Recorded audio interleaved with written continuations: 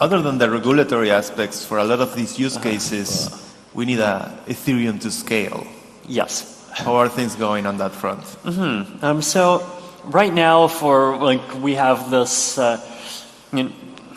There's like a lot of things that are happening in parallel in the Ethereum protocol, right? About a couple of weeks ago, I published this kind of roadmap diagram trying to describe what's going on, where you have the merge, the surge, the verge, the purge, the splurge. This new roadmap. So I was on the phases roadmap. So now we have the merge, the splurge, the verge, the purge, and the surge. Yes, looks like a poem.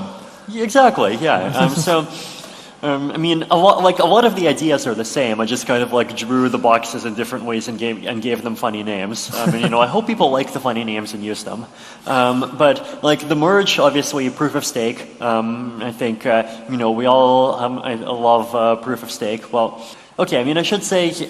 There are important things that do get lost with the switch to proof of stake, right? There's I think even if you look at the early stages of mining, right, with proof of work, like Bitcoin from 2009 to 2012, it was this very democratic thing. Anyone with a computer could just go and get Bitcoin, right? And I think if that did not exist, Bitcoin would not have succeeded, right? And with Ethereum too, I think the 6 years of mining that we've had so far, in terms of just opening up the supply more and letting more people get ETH, I think it's done a lot of good. But at the same time, in the long term, it's an industry that centralizes more and more, and you start to, you have to be a business, you have to have access to cheap electricity, and at the end of the day, it also kills trees, right? So the switch to proof of stake, I think, is very important from us for the environmental reasons and also the efficiency reasons. It's also an opportunity to make the protocol much better, to have transactions confirmed faster, to make the network more efficient, add light client support, just a big long list of things. So very excited about the proof of stake switch. Now, the proof of stake switch by itself does not give any scalability, right? But it does make it easier to add more scalability later on. So what's happening for scalability, right? This is the surge. There's kind of two tracks, right? There's layer 1 scalability and then there's layer 2 scalability. Back in 2016, Ethereum's scalability strategy was very focused on layer 1, right? There were all of these papers and ideas that we were writing where we would say, okay, we would have all of these shards, and then on every shard we would process transactions, and then the protocol would provide complicated ways to move assets and send messages between shards.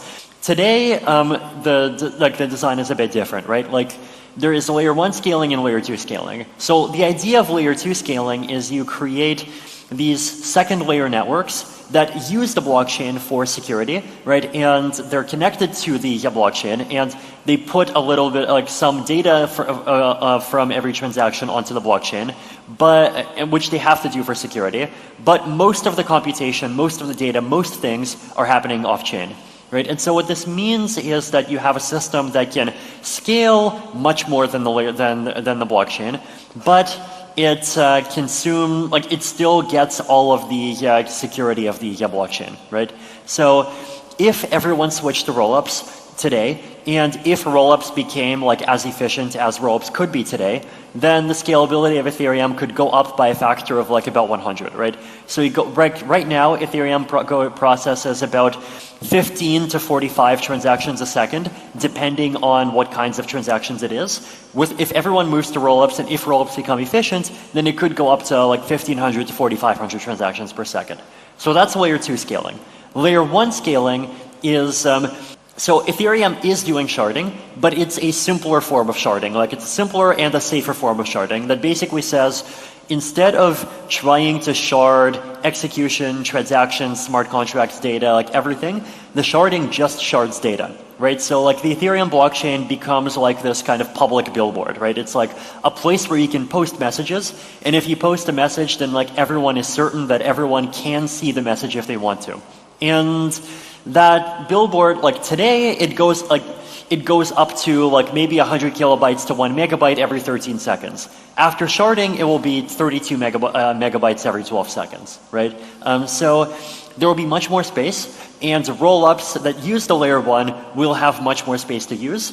And so if you have layer 1 scaling and layer 2 scaling, they combine together, right? So today, 15 to 45 TPS, layer 1 scaling, 1500 to 4500, or sorry, layer 2 scaling, 1500 to 4500, layer 2 and layer 1 scaling together, like maybe 30,000 to 100,000 transactions, and then as computers get better, it can go like even higher over time. So the future of Ethereum scaling is bright. Before we continue, help us clicking that YouTube like button and subscribe now to our channel. This shows the algorithm that you valued this information. And it helps us spread that message. Sharing is caring. And now, let's continue. And I think the amazing thing that has been happening over the last couple of months is that like roll-ups are not just the future, right? Roll-ups are the present. Like today, you can go and you can move your assets to Optimism. You can do things on Optimism. You can move your assets to Arbitrum. You can do things on Arbitrum. You can move assets between Optimism and Arbitrum. You can do a lot of things inside of Starknet. The Starkware has been doing just like a lot of amazing work with ZK rollups, which use zero-knowledge proofs, and so they support things like instant withdrawals. There's like Starknet is something where the alpha just like launched, I think, a couple of weeks ago. ZK Sync has also been around. It's like very programmable. Loopring has existed for a year, and I think they're starting to like think and work on like kind of turning into a fully featured, EVM at some point soon. Polygon, today it's still a kind of like a trusted sidechain, but like they bought the Hermes team, which was an amazing decision by them. Very happy that they they listened to the community feedback, they listened to the community that like wanted something that has a stronger trust guarantees. And now they're working on ZK rollups. So there's all of these amazing projects that are happening, and there's many more that I'm sure I even forgot to mention. Like there's just so many of these new teams, and like a lot of them, like they have things that you can go and use, right? I just moved 1 ETH over to Optimism, through Hop a few days ago just to see how easy it is, and it's like not that hard. So I think. Were you stressed anyways, or no?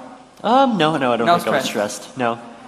So I think like the user experience is only going to improve, and like developers now can actually like start to see what the experience of layer 2 centric Ethereum will look like, and I think it will only get better from here. That kind of bandwidth, what new use cases beyond DeFi will emerge? What uses of Ethereum do you expect in a world where gas is cheap, bandwidth is pretty big? I'm hoping that ENS is going to get used much more. I think ENS has been still the most successful non-financial Ethereum application so far. For those who don't know, ENS is the Ethereum name system. Like what it is, it's basically a kind of decentralized phone book, right? So basically, like anyone can go and register a name. So for example, I have Vitalik.eth, and there is a smart contract on Ethereum that stores a mapping that Vitalik.eth points to 0xD8DA blah, blah, blah, blah, right? Like my Ethereum address. And so if you go in like any Ethereum wallet, like MetaMask supports this, Brave supports this, like I think all of the big Ethereum wallets support this. Like if you want to send me money, which by the way you shouldn't, then yeah, like if you want to create a dog coin and advertise it as having my support, even though I don't actually support it and I've never heard of it, then you can type in Vitalik.eth and then type in how many trillions of dog coins you want to send, and then you click send, right? Like you don't even have to copy paste my address. So first of all, don't create a dog coin. We've done enough dogs. I think we should do monkeys. If anyone here has been to Singapore, the Singaporean monkeys are incredibly cute, right? If you go on my blog, vitalik.ca, there is an article, and notes on 2020. If you just scroll down, I have a picture in there of 2 of the Singaporean monkeys. They're just amazing. And then I even saw in Costa Rica, there's howler monkeys that are really lovely. Does Argentina have monkeys? Not really, no. Not really, okay, but Latin America has monkeys. I think we should have more monkey coin. Do you want to know one thing about crypto? I made over 3000% in profit in a few weeks. Fact is, the traditional financial system, the traditional money system makes you poor, not rich. If you want to earn $500,000, $1 million, you have to wait until you're 50, 60, 70 in the traditional financial system, and you probably will still be broke. And you will be old. This is not a sexy combination, as you can imagine. But the question is, how can you start in crypto and make these profits? Where to invest? Where to start? My name is gunr and I'm from Germany, as you can hear, and things are a little bit different in Germany. More about that later on.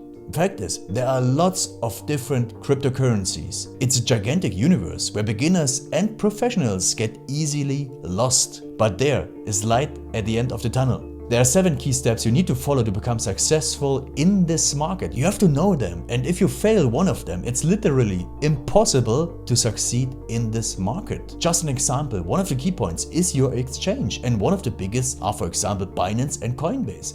These are trusted and well-established exchanges, but, and this is a big but, you won't find the super profitable coins on those exchanges. The unknown super profitable coins that get gigantic profits are not traded on those kind of exchanges. They are traded on much smaller insider platforms that are barely known. And I can tell you what those super secret exchanges are and why they are so profitable. And another super important thing are the right information sources. The point is, the internet is gigantic. There are hundreds and hundreds of YouTube channels, blogs, pages, and much more. And there are also market makers and influencers. For example, Elon Musk, he is not a crypto guy, but the moment he recommended Dogecoin, it went through the roof, to the moon, so to say. But why did he recommend it? Where did he hear it from? He didn't hear it from newspapers. And believe me, he is listening to someone. But you have to know who, and you have to react before he is reacting. This is really, really important. And these are only 2 of the 7 steps you have to follow in order to be successful in crypto. And if you want to know all of these steps in much more detail, and if you want to have a comprehensive checklist, here's what you should do. There is a link below this video. Click on this link and you will get the opportunity to subscribe to my channel. Click on the link and you will see a video where I explain the next steps. So see you soon. Click on the link now. I'll see you there.